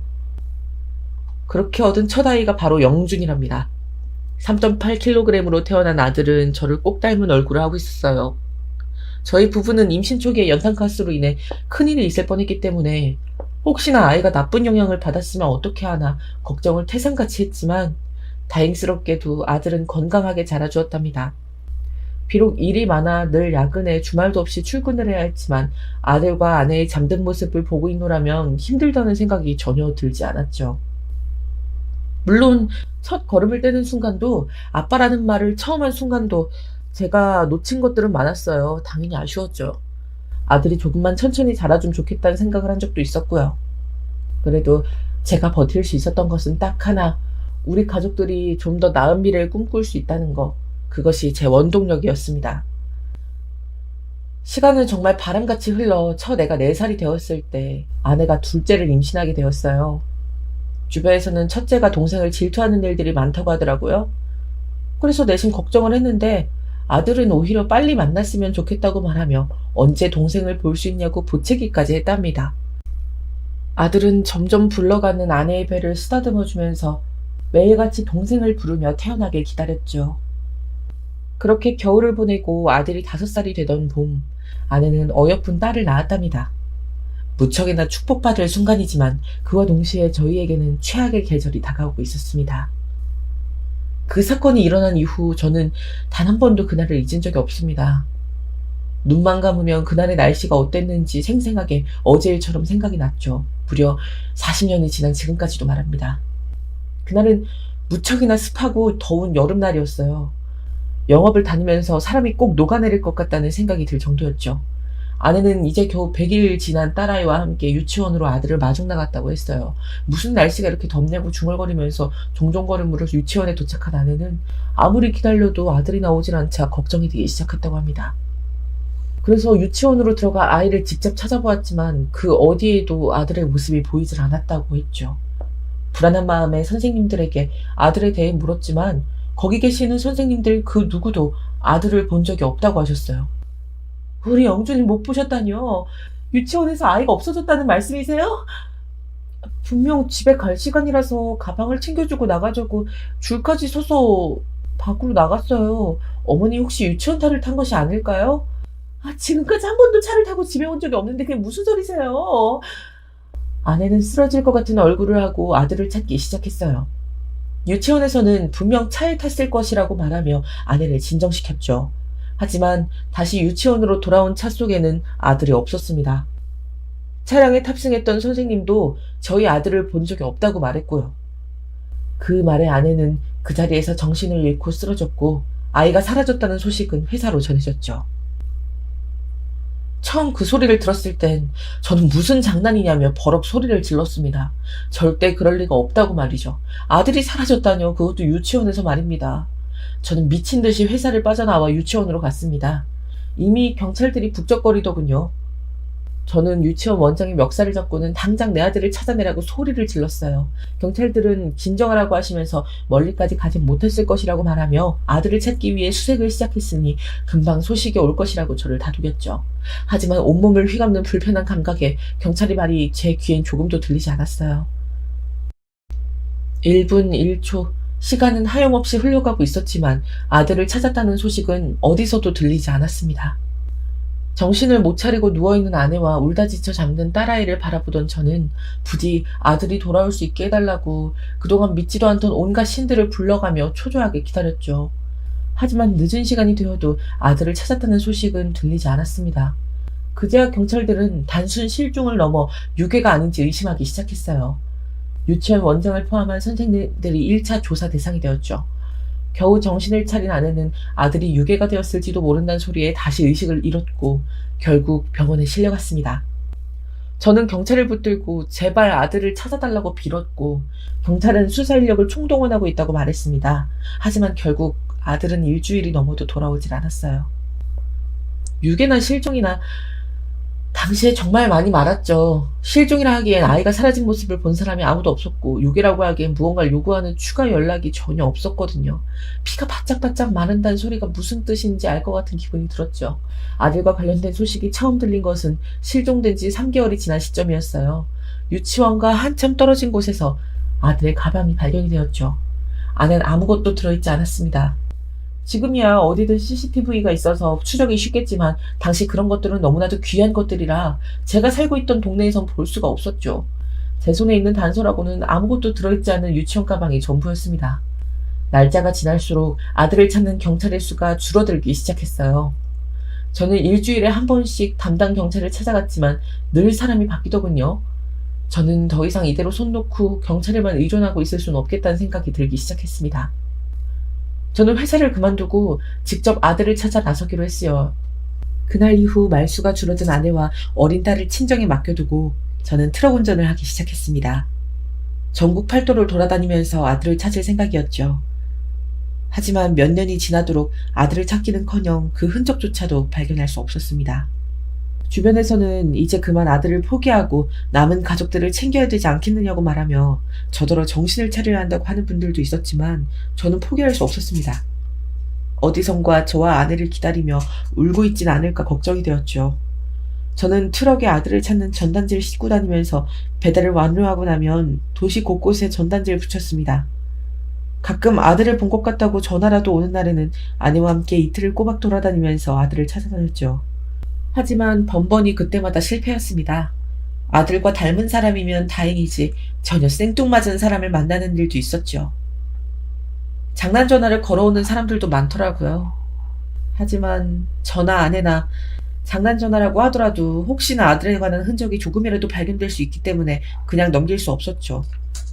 하지만 몇 번의 기대와 좌절이 반복되면서 아내는 눈에 띄게 쇠약해지기 시작했죠. 그렇게 저희 가족은 10년의 시간을 보냈습니다. 갓난아이였던 딸아이는 초등학생이 되었죠. 아내는 둘째 딸아이마저 잃어버릴까 걱정이 되어서 유치원은 물론 학교도 보내지 않겠다고 말했어요. 하루 종일 아이를 곁에 두고 있지 않으면 불안해서 어쩔 줄을 몰라 할 정도였죠. 집에서 공부시켜도 충분해. 학교를 꼭 보낼 필요가 어딨어. 그러나 우리 영중이처럼 또 사라지면 어떻게 하려고. 나 절대로 학교 못 보내. 학교가 멀리 있는 것도 아니고 바로 앞이야. 그리고 그렇게 걱정되면 당신이 매일 데리러 가면 되잖아. 학교를 다녀야 배울 수 있는 것들도 있는데 이렇게 평생 끼고 살 거야? 당신이 무슨 말 해도 나 우리 딸 절대로 밖으로 못 보내. 안 보내. 아내는 죽어도 놓을 수 없다고 말하며 딸아이의 등교를 거절했지만 결국 저와 장모님의 설득에 양보하고 말았죠. 대신 매일 학교로 딸아이를 데려다주고 데리러 가더군요. 비가 오나 눈이 오나 심지어 아내가 너무 아플 때도 단 하루도 거르지 않았습니다. 딸아이는 오빠에 대해 아무것도 기억하고 있진 않았지만 그래도 저와 아내가 슬퍼하는 이유가 무엇인진 잘 알았던 것 같아요. 매일 학교 앞으로 데리러 가는 엄마가 부담스럽고 싫었을 텐데 고등학교 졸업하기까지 단 한 번도 내색하지 않았답니다. 어린 마음에 또래 친구들과 시간을 보내고 싶은 마음이 드는 것이 너무나도 당연했을 텐데도 그런 내색 한 번 하지 않았어요. 그런 모습을 보는 제 마음에는 늘 고마움과 미안함이 가득했습니다. 딸아이가 학교를 다닐 때였어요. 저는 잠든 아내를 두고 딸아이와 밖으로 나와 아이스크림을 먹으면서 물었죠. 엄마가 많이 귀찮지. 매일 학교 앞에서 기다리고 주말에 어딜 나가지도 못하게 하고. 괜찮아. 그렇게 해서 엄마 마음이 편하다면. 그리고 매일 학교로 데리러 오시는 게 얼마나 좋은데. 집에 올 때마다 엄마가 문방구에서 뽑기 하나씩 해주는 거 아빠 모르지? 나 그거 시리즈 다 모았다. 딸아이는 제 걱정과는 다르게 씩씩하게 말하더군요. 자신은 오빠를 기억하지 못하지만 분명 언젠가는 오빠를 만날 수 있을 것이라고 말하며 저를 위로해주기도 했지요. 못난 부모 만나서 딸아이가 남들보다 너무 빨리 커버린 것은 아닐까. 딸아이만 보면 저는 그런 생각이 들었답니다. 아들이 사라진 것이 20년이 넘어서자 저는 아들이 이 세상 사람이 아닐 수도 있겠다는 생각이 문득 들기 시작했습니다. 전국을 다니면서 찾아다녔지만 머리털 하나도 발견하지 못할 정도라면 이미 사라진 그때 생사가 결정되었을 것은 아닐까 불안한 생각이 들었죠. 하지만 아내는 달랐습니다. 당신 아빠잖아. 어떻게 우리 아들이 죽었다고 생각할 수 있어? 아빠가 어떻게 자식을 어떻게 포기를 할 수가 있어? 나는 내 눈으로 확인하기 전까진 난 절대 안 믿어. 우리 영준이 분명 살아있어. 분명. 아내의 단호한 외침에 정신이 번쩍 들었어요. 저는 더 이상 트럭 운전으로 전국을 다니지 않았습니다. 대신 택시 운전을 시작했죠. 저희 택시 뒷좌석에는 아들을 찾는다는 전단지들을 코팅해서 달아두었습니다. 거기에는 아들에 관한 제보를 해준다면 1,000만 원을 드리겠다는 문구도 넣었고요. 그게 독이 된 것인지 모르겠지만 자신이 아들이라고 우기는 사기꾼들도 꽤 많이 나타났습니다. 그때마다 저와 아내는 혹시 아들이 돌아온 것은 아닐까 기대했지만 늘 기대만큼 실망도 컸죠. 한 번은 정말 아들을 닮은 남자가 나타나 자신이 영준이라고 하더라고요. 외모만 봐서는 정말 똑 닮았더라고요. 그래서 아내는 평소보다 더 많은 기대를 했답니다. 하지만 결국 그 남자는 아들은 아니었지요. 거짓임이 밝혀지자 안면을 싹 바꾼 남자는 아내와 제게 입에 담기도 힘든 말을 하고는 가버렸습니다. 아내는 그 일로 평소보다 더 심하게 알아누워야만 했어요. 그런 모습을 곁에서 보는 저는 제 마음도 참 많이 힘들었습니다. 그러던 어느 날 딸아이는 잘 다니던 대학을 그만두고 경찰이 되겠다고 말했습니다. 저희는 당연히 반대를 했고요. 멀쩡하게 잘 다니던 대학을 그만두고 경찰을 하겠다는 딸아이를 이해할 수 없었거든요. 하지만 딸아이는 사실 어릴 적부터 경찰이 되는 것이 꿈이라 우리들 몰래 경찰 공무원 준비를 했다고 하더군요. 그리고 1차를 통과했다고 자신있게 말했죠. 경찰이라니 그게 얼마나 위험한 일인지 알아? 절대 안 된다. 무슨 일이라도 생기면 어떻게 하려고. 엄마 너마저 잘못되면 못 살아. 그러니까 네가 포기해. 아내의 말에도 딸아이는 고집을 꺾을 생각이 전혀 없어 보였어요. 저는 조심스럽게 딸아이에게 물었죠. 혹시나 오빠를 찾는 것 때문이라면?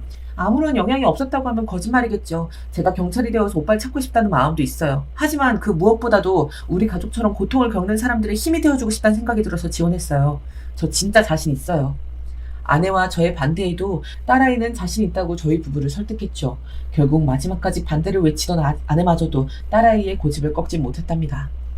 아들이 사라진 지 30년이 되었을 때 딸아이는 결혼을 하겠다고 말하며 남자를 지혜에게 소개시켜 주었습니다.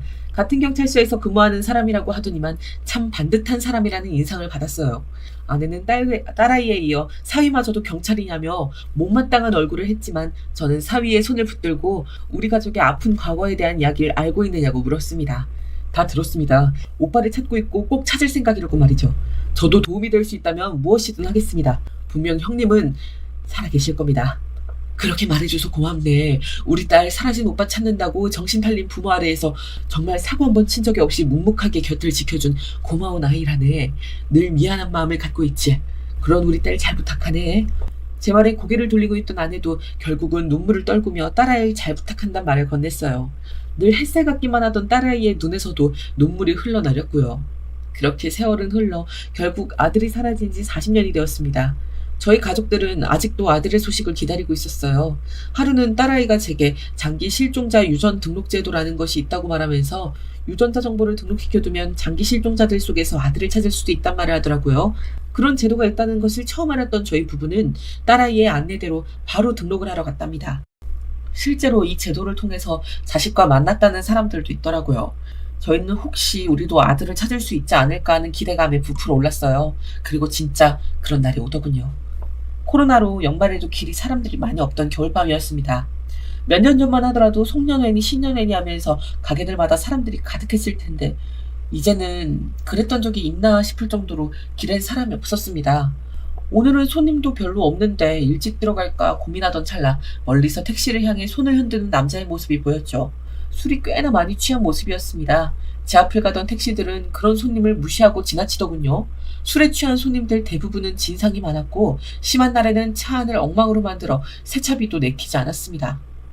그래서 술에 취한 손님들을 피하고 싶어 하는 기사들이 많았답니다. 저 역시도 내키지 않았습니다. 하지만 얼굴을 식별할 정도로 가까워지고 나니 마음은 바뀌었어요. 딱 저희 아들 나이 정도 되어 보였거든요. 택시 운전을 시작하면서 저는 아들 또래의 손님을 보면 그냥 지나칠 수가 없더라고요.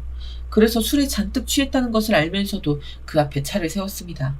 손님 어디까지 가십니까? 땡땡 아파트 갑시다. 저는 오랜만에 듣는 아파트의 이름에 속으로 한숨을 내쉬었습니다. 지금은 다른 곳으로 이름이 바뀌었지만 40년 전 아들을 잃어버렸던 유치원의 바로 옆에 있던 아파트였죠. 아들이 그렇게 되고 10년이 지나고 나서야 우리 가족들은 그 동네를 떠날 수 있었답니다. 그 뒤로는 한 번도 가본 적이 없었죠. 저는 꽤 먼 거리를 부르는 남자를 싣고 부지런히 겨울밤을 달렸지요. 조수석에 앉은 손님은 술이 취해 행패라도 부릴 것이라고 생각했던 것과는 달리 얌전했어요. 잠이 든 것 같았죠. 저는 히터를 손님이 앉은 방향으로 틀어주고는 편하게 잠들라고 좌석을 살짝 눕혀주기까지 했습니다. 깊이 잠들었는지 꼼짝도 하지 않더군요. 40분을 달린 저는 곧 땡땡 아파트에 도착했어요. 이름은 달랐지만 유치원은 여전하더라고요. 그날따라 40년 전 아들을 찾아 주변을 하염없이 돌아다녔던 과거의 모습이 떠올라 마음이 무거웠습니다.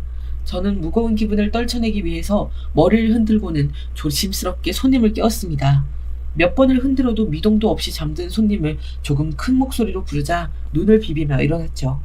목적지 도착했습니다. 35,400원입니다. 손님은 주위를 두리번거리더니 여기가 어디냐고 묻더군요. 저는 땡땡 아파트로 가자고 하셔서 왔다고 말했지요. 그랬더니 손님은 무슨 소리를 하는 거냐며 자기가 언제 여기로 오자고 했냐고 제게 소리 높여 화를 냈어요. 저 어이가 없었죠. 술에 취해 자신이 갈 곳을 잘못 이야기했다고 말을 했더라면 그렇게까지 황당하지는 않았을 겁니다. 그런 손님이야 많이 만났으니까요. 하지만 다짜고짜 욕으로 시작해서 화를 내는 소리를 듣고 있자니 괜히 이 손님을 태웠나 후회가 되더군요. 저는 최대한 차분하게 설명을 들었지만 남자는 전혀 듣고 있지 않았어요. 내가 여기로 오자 그랬다고? 무슨 개소리야. 내가 여길 왜 오자 그래? 손님께서 분명 차에 타시자마자 어디까지 가시냐고 물었을 때 땡땡 아파트로 가자고 하셨습니다. 야, 내가 아무리 술을 마시다고 해도 여기로 오자고 했다고? 내가? 어디서 개수작이야 이 새끼. 택시비 왕창 뜯어내려고 사기치는 거지? 내가 그렇게 만만해 보이냐? 자식벌 되는 남자 입에서 이 새끼 저 새끼 소리가 나오자 저도 기분이 좋진 않더군요. 저는 분명 손님이 원하는 곳으로 왔으니 택시비를 주고는 내리라고 말했습니다. 제 말에 더 기분이 상한 것인지 남자는 정색을 하고는 제 멱살을 잡고 어딜 그냥 넘어가려고 하냐고 소리를 질렀죠. 무슨 아파트라고? 한 번도 들어본 적 없는 이곳에 내가 오자고 했다는 게 지금 말이 된다고 생각해? 이 놓친내가 지금 누굴 벗겨먹으려고. 이 새끼야, 내가 너 오늘 콩밥 먹을 거야. 가자, 경찰서 가자고. 제가 나이는 70대지만 아들을 찾아다닌다고 트럭 운전을 길게 한 덕분에 힘이 좋은 편이라 손님이 쥐고 흔드는 것이 제겐 아무런 위협이 되질 못했어요. 저는 남자의 손을 비틀어 풀고는 택시비 내놓고 당장 차에서 내리라고 말했죠. 하지만 남자의 귀에는 그런 말이 전혀 들리지 않는 것 같았습니다. 뭐냐 이 새끼 힘 좀 쓰는 것 본데 내가 이대로 당할 것 같아? 어? 남자는 거침없이 제게 주먹을 날렸습니다만 만취한 상태로 내지르는 주먹 따위는 제게는 아무것도 아니었죠. 하지만 남자는 포기를 모르는 사람처럼 몇 번이나 더 주먹을 뻗었고 이리저리 피하던 저도 결국 얼굴을 세게 맞고 말았죠. 정신이 번쩍 들었습니다. 이대로는 안 되겠다는 생각이 들었던 찰나 경찰차 소리가 가까이서 들리더군요. 알고 보니 택시 안에서 실랑이를 하는 모습을 본 동네 주민분이 경찰을 부르신 것이었어요. 경찰은 술 취한 남자를 끌어냈지만 남자는 더 심하게 날뛰기만 할 뿐 소용이 없었죠. 경찰은 저에게 함께 서로 가서 조서를 쓰자고 하더군요. 우연인진 몰라도 가장 가까운 경찰서가 딸아이가 있는 곳이었어요. 경찰서로 들어가자 연락을 받은 것인지 딸아이가 바로 달려나왔어요. 그리고는 제 얼굴을 보고는 정색을 하고 남자를 노려보며 이 사람이 이렇게 만들었냐고 물어보았습니다. 씩씩거리면서 남자의 얼굴을 노려보는 딸아이를 점잖게 타이르면서 괜찮다고 했지만 딸아이는 엄청 속상한 얼굴이었죠. 아니 술이 취했으면 곱게 집에 들어갈 것이지 진짜 택시 운전사를 왜 때리는데. 잘못 피해서 맞은 거야. 아프지도 않은데 무슨. 그나저나 조서 쓰는데 시간 많이 걸릴까? 제가 도와드릴 테니까 너무 걱정 마시고요. 진짜 병원에 안 가도 되는 거예요? 저는 별것 아니라고 말하면서 경찰서 뒤편 의자에 길게 뻗어있는 남자를 바라보았습니다. 그렇게 날들 때는 언제고 경찰서에 들어와서는 다시금 순한 양이 되어서는 꾸벅꾸벅 졸더니 결국은 아예 누워버렸더라고요. 한참 조서를 작성하는데 한 여자가 들어오더니 남자에게로 다가가 한숨을 내쉬었어요. 그리고는 혹시 시비가 붙은 분이 누구냐고 경찰에게 묻더군요. 그리고는 저를 향해 다가와서는 대뜸 사과부터 하더라고요. 정말 죄송합니다. 오늘 저랑 남편에게 힘든 일이 좀 있었는데 이렇게 취할 것이라고는 전혀 생각을 못했거든요. 제가 치료비를 드릴게요. 제발 고소는 좀 봐주세요. 저는 딱히 고소할 생각도 아니었기 때문에 그런 점은 걱정하지 말라고 했죠. 하지만 딸아이는 이런 제 결정에 기분이 상했는지 입을 한 발은 빼고는 있었지만 저는 사정이 다들 있는 것 아니겠냐고 말하면서 조서를 마무리 지었습니다. 딸아이는 마침 자신도 퇴근이라고 따라 나오더군요. 막 경찰서를 나서려는데 한 경찰관이 헐레벌떡 뛰어들어오더니 저를 불렀습니다. 혹시 예전에 실종자 찾기 유전자 등록하셨던 거 맞습니까? 예, 맞습니다만 왜 그러십니까? 혹시 우리 아들을 찾았나요? 경찰은 난감하다는 표정을 지으며 고개를 끄덕였습니다. 애타게 기다리던 소식에 저는 눈앞에 경찰의 팔을 붙들고는 우리 아들을 찾았다는 말이 진짜냐고 몇 번이나 물어봤답니다. 제 목소리가 커지자 경찰이 당황하며 딸아이를 바라보았어요. 딸아이는 제게 조금만 진정을 하고 이야기를 들어보자고 했죠. 나중에 확인하고 보니 주먹을 어찌나 세게 쥐었는지 손바닥에 손톱 자국이 선명하게 남았더라고요. 손톱이 그리 길지도 않았는데 말이죠. 우리 아들 어디 있습니까? 어디로 가면 바로 만날 수 있나요? 지금 만날 수 있나요? 속사포처럼 빨라지는 제 말에 딸아이는 제 등을 토닥여 주었습니다.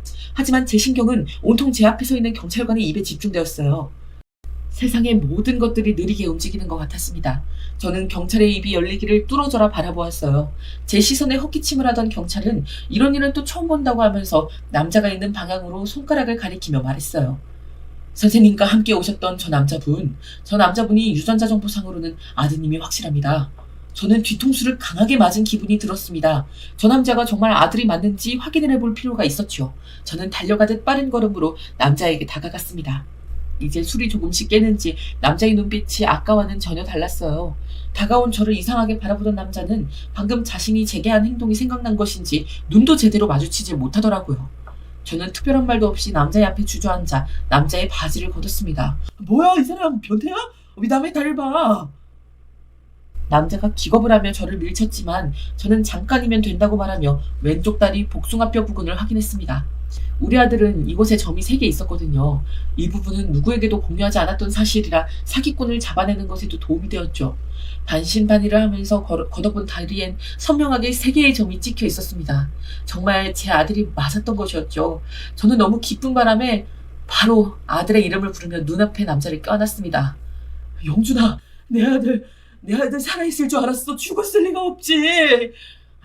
사람 잘못 보셨어요. 저는 이명철이지 영준이란 사람이 아니라고요. 남자는 강한 거부감을 보이며 저를 밀쳐내려 했어요. 저는 그런 남자에게 아니라고 내 아들이 분명하다는 말과 함께 진짜 이름이 영준이라고 말해주었어요. 하지만 남자는 하얗게 질린 얼굴을 하며 저를 밀어냈습니다. 저는 아무것도 기억나지 않느냐고 물어보면서 제가 아버지란 말을 몇 번이나 반복했지만 그럴수록 아들은 점점 뒷걸음질을 치더니 경찰에게 미친 사람을 당장 잡아가라고 소리를 질렀어요. 참담하다는 기분이 이런 것을 말하는 거구나 싶었죠. 이명철 씨, 저번에 실종자 유전자 등록하셨죠? 그 결과입니다. 여기 계신 택시 운전기사분 이명철 씨의 친부가 확실합니다.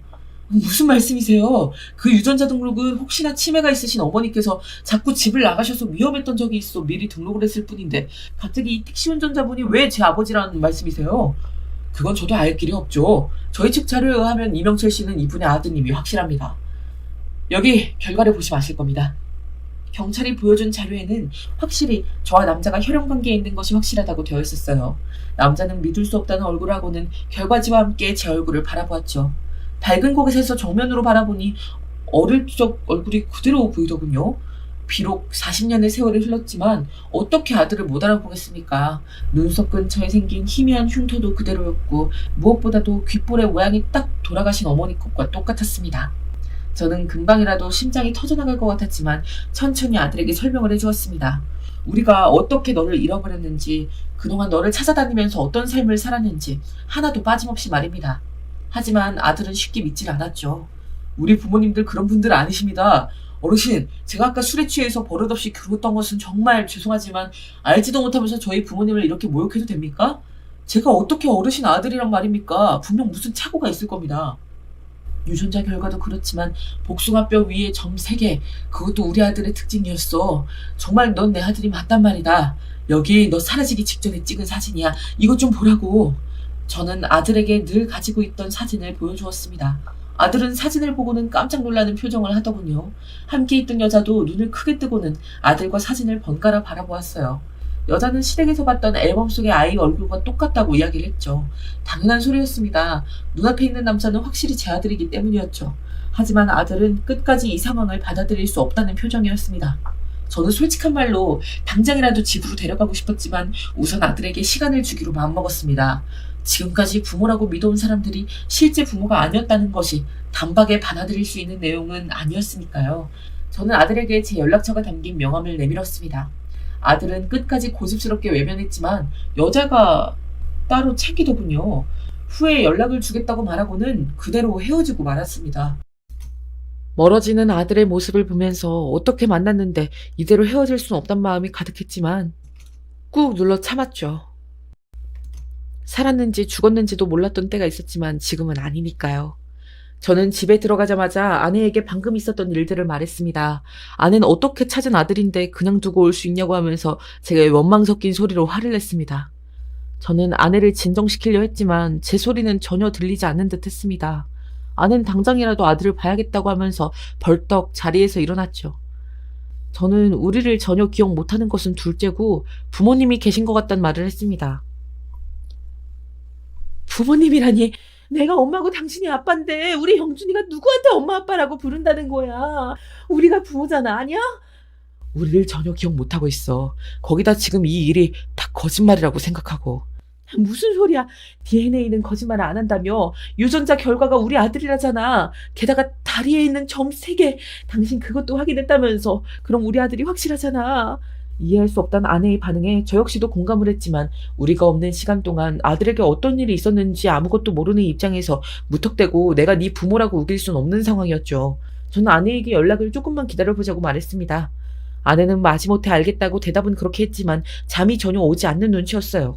물론 저 역시도 뜬 눈으로 밤을 보냈죠. 저는 몇 번이고 핸드폰을 확인하면서 연락을 기다려왔습니다.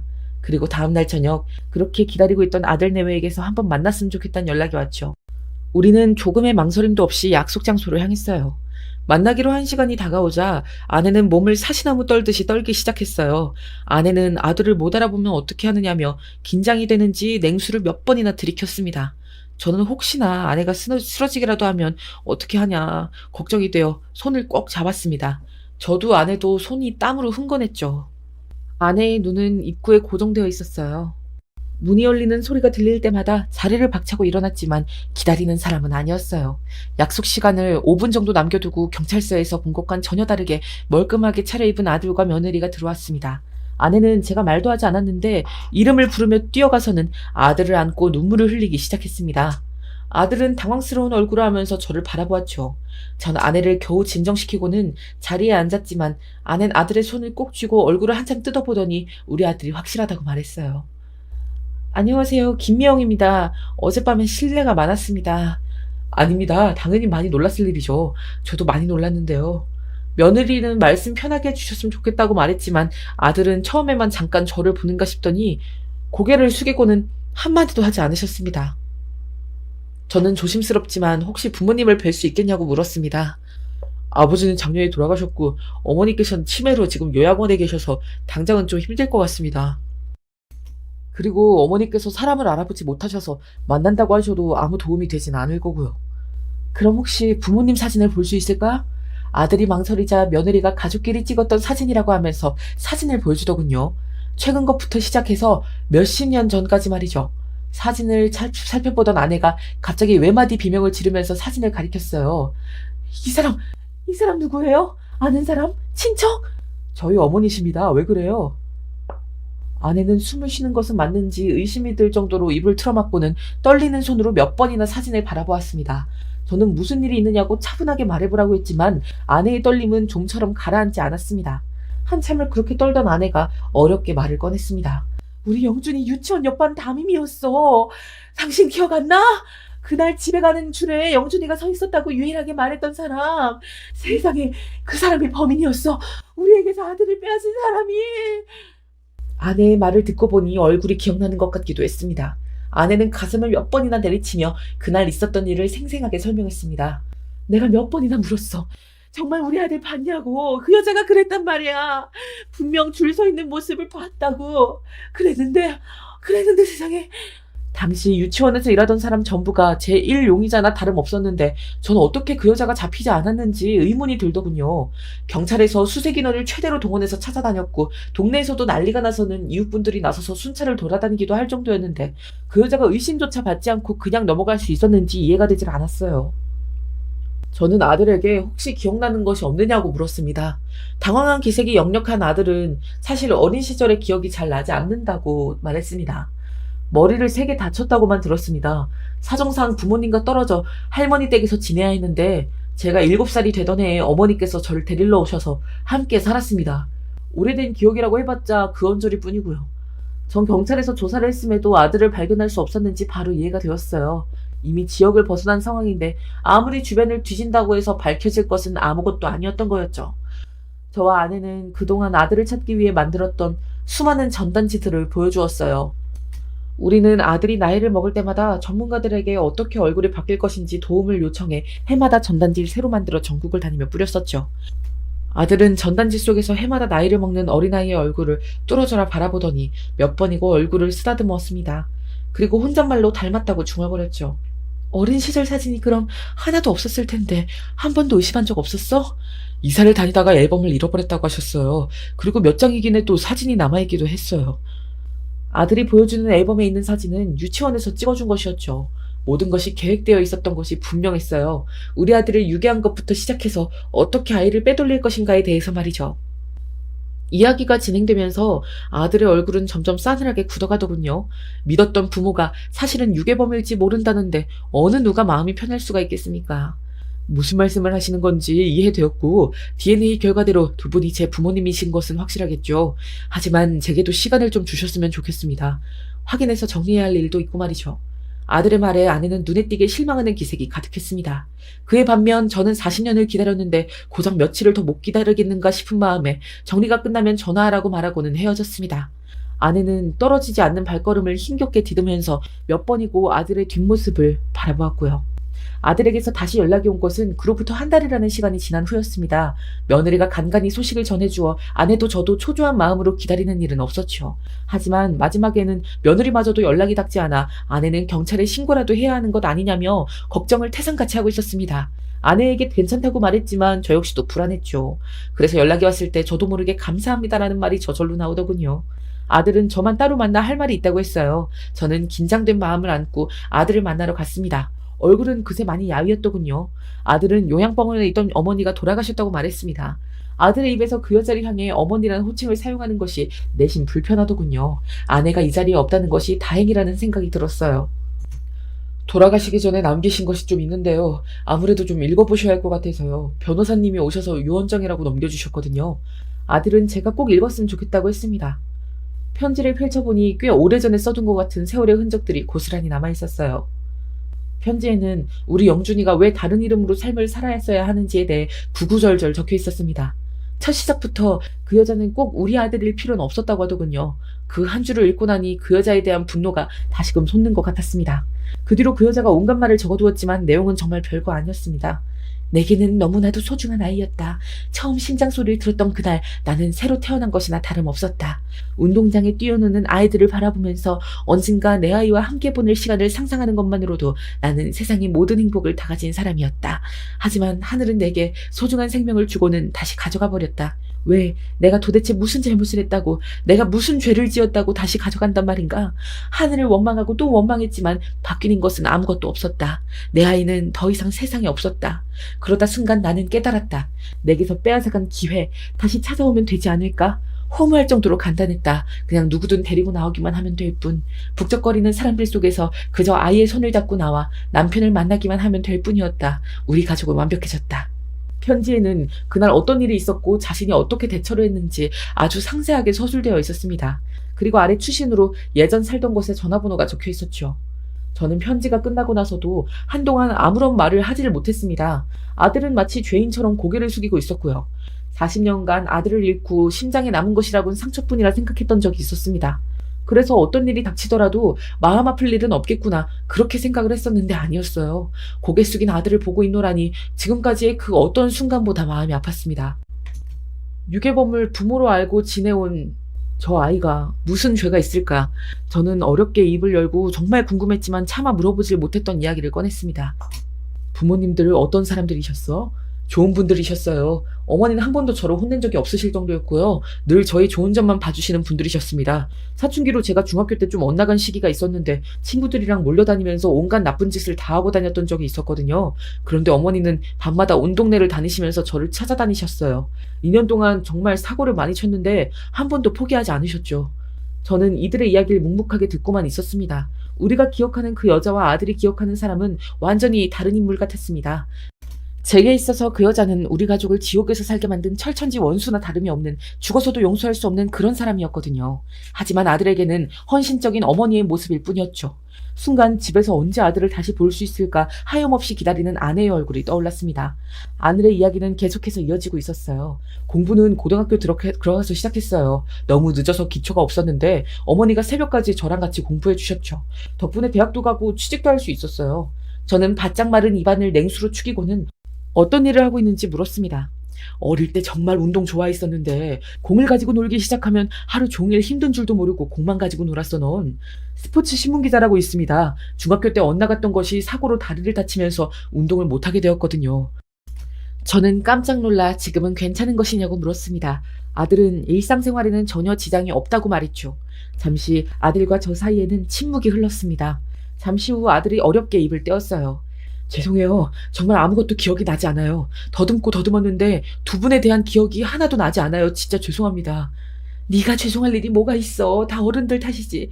너를 지키지 못한 우리 탓, 자기 아프다고 너를 우리에게서 데려간 그 여자 탓. 네가 잘못한 일은 하나도 없으니 어깨 펴고 앉아. 오랜만에 만난 아들과의 대화는 그것이 끝이었습니다. 카페를 나서는데 그냥 이렇게 아들과 헤어지면 또 못 만나는 것이 아닐까 발걸음이 떨어지질 않았죠. 저는 아들에게 먼저 가보라고 말하고는 아들의 모습이 보이지 않을 때까지 지켜볼 작정이었습니다. 아내에게는 또 어떤 말을 해야 하나 한숨도 나왔고요. 주말에 집으로 인사드리러 가도 될까요? 저번에 보셨겠지만 아내도 정식으로 소개 인사시키고 싶었고 제가 딸만 셋입니다. 혹시 괜찮으시면 애들을 보여드리고 싶어서요. 아들은 손을 부들부들 떨면서 겨우겨우 말을 이어가고 있었습니다. 전 눈물이 왈칵 쏟아졌죠. 그런 아들의 손을 잡고 저는 잠긴 목소리로 부디 주말에 집으로 와주길 바란다고 겨우 말했습니다. 네 여동생도 많이 기다리고 있어. 어머니도 네가 와주기만 한다면 우리는 더 바랄 게 없다. 저는 아들을 당겨 품 안 가득 안아주고는 꼭 주말에 다시 보자고 말하고 헤어졌습니다. 그날을 시작으로 우리 집 가족과 아들은 40년의 시간을 채우기 위해 부단히 또 노력을 했습니다. 처음으로 아들이 집에 오겠다고 했을 때 아내는 뛸 듯이 기뻐했습니다. 하지만 그것도 잠시 얼마 지나지 않아 서럽게 눈물을 보이더군요. 아들이 좋아하는 것이 무엇인지 자신이 아무것도 알지 못한다는 사실이 견딜 수 없이 슬프다고 말했습니다. 여보, 40년을 어떻게 단번에 채울 수 있어? 천천히 좋아하는 것은 뭔지 싫어하는 것이 뭔지 하나씩 알아가야지. 조급하게 마음 먹지 말자. 우리 아들을 40년이나 기다렸잖아. 그런데 못할 일이 뭐가 있겠어. 안 그래?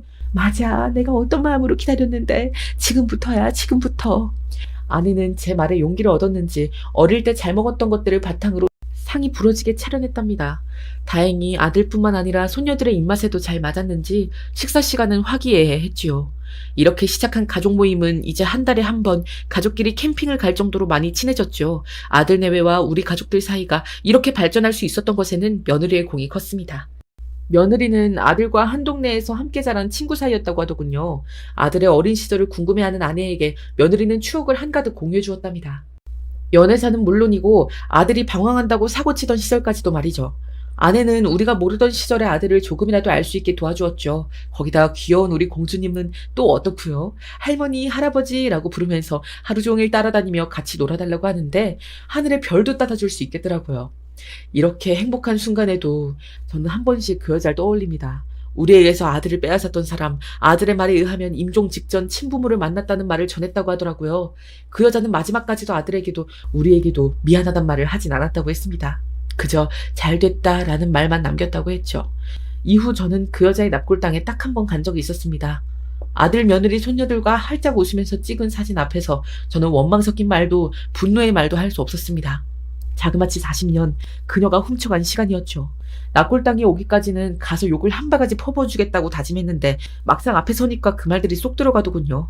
한참 서 있던 저는 그저 아들을 남부럽지 않게 키워준 것으로 당신을 용서할 수 있도록 노력하겠다고 말하고는 돌아섰습니다.